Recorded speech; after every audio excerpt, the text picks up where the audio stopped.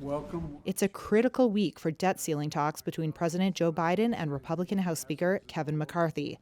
But ahead of a planned Tuesday meeting, the two sides did not appear close to consensus on spending cuts and energy regulations to avert a devastating default.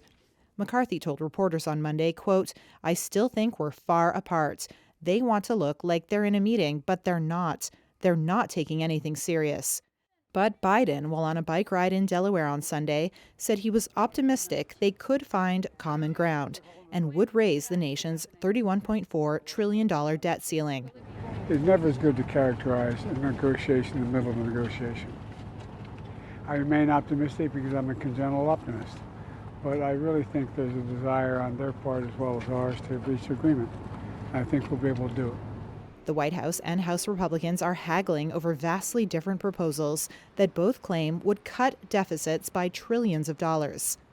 Democrat Biden's full $6.8 trillion fiscal 2024 budget request doubles down on his economic agenda to shrink inequality, paid for by tax increases on wealthy Americans and corporations.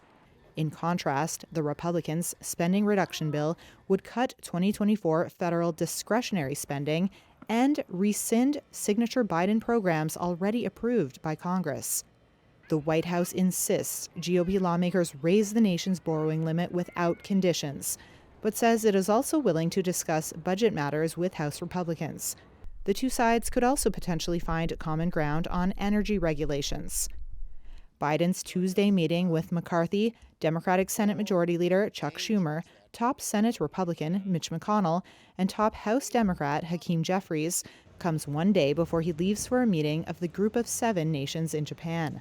That trip will leave little time for the two sides to reach a deal before the United States runs out of money to pay its bills, which Treasury officials say could come as soon as June 1st. Economists say a first-ever U.S. default would plunge the country into recession.